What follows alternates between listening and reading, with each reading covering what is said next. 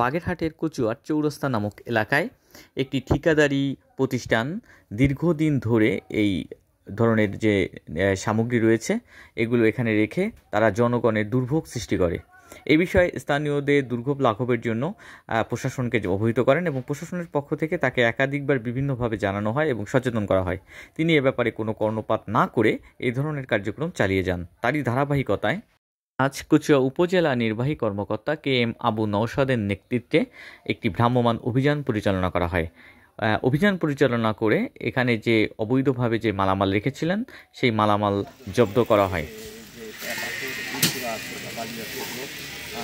এখান থেকে স্থানান্তর করে থানায় খবর করছি, ব্যবস্থা গ্রহণের জন্য আমরা বলেছি ওই কন্ট্রাক্টর সাহেব যে আপনার মাল নেই, কিন্তু সে তো কয় আমি নেব, আমার সময় হল, সেরকম বারে বারে তারা বলা হয়েছে, কিন্তু সে কোনো কথাই কর্ণপাত করিনি এবং সে কোনো উদ্যোগই নিয়ে মাল নেই। দুইজন তিনজনের অ্যাক্সিডেন্ট করে, কালেরও মোবাইল যদি তার অ্যাক্সিডেন্ট করছে, সেই আগের দিন ফারুক যে অ্যাক্সিডেন্ট করছে তার হাত ফেলাই এই যে আপনি রাস্তার কাজের জন্য যে সামানগুলো আপনার দেখছেন, অর্থাৎ কংক্রিট, তো এই যে সুপারি গাছ দেখেন, এর থেকে শুরু করে মানে মাথা পর্যন্ত আমাদের জায়গায়, এখানে আমরা নিজেরাই ঢুকতে খুব আমাদের বিঘ্ন ঘটে।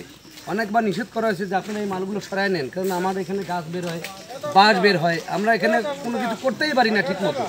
এই রাস্তায় মোটরসাইকেল নিয়ে আমি 2বার আমি পড়ে গেছি।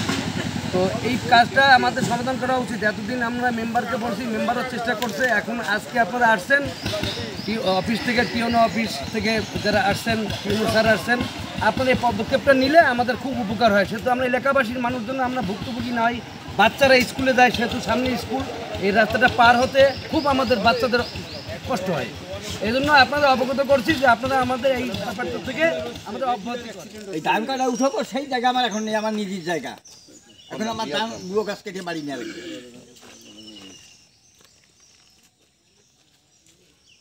ওইখানে ওই রাস্তা করেছে, রাস্তা করার পর আমার টাকা দেওয়ার কথা বলি, মানে আমি বলেছি আমার এনে যতটুকু জায়গা আছে এতটুকু জায়গা আমার বলেছে কি যে 1 সপ্তাহ লাগবে।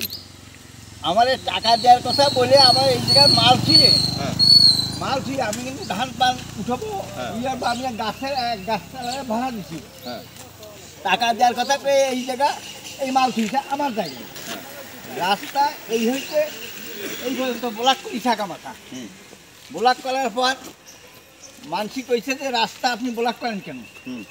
কয় কি সরকারি কাজ করব, সরকারি রাস্তা করব, সরকারি রাস্তার পর মাল তুলব। সেই শুয়োরে বাচ্চা আমার সেই টাকাও দিনে, আর আমার না, এটা তো খুঁজে পাওয়া যাচ্ছে না, টাকাও দিলাম, আর আমার সেই মোবাইলও ধরি আজকে প্রায় 4বার এই সাথে আমার কোনো যোগাযোগ নেই। ইতিমধ্যে দেখতে পাচ্ছেন যে মালামালগুলো আসলে এখান থেকে অপসারণ করে নিয়ে যাওয়ার জন্য অলরেডি তাদের কার্যক্রম চলমান আছে।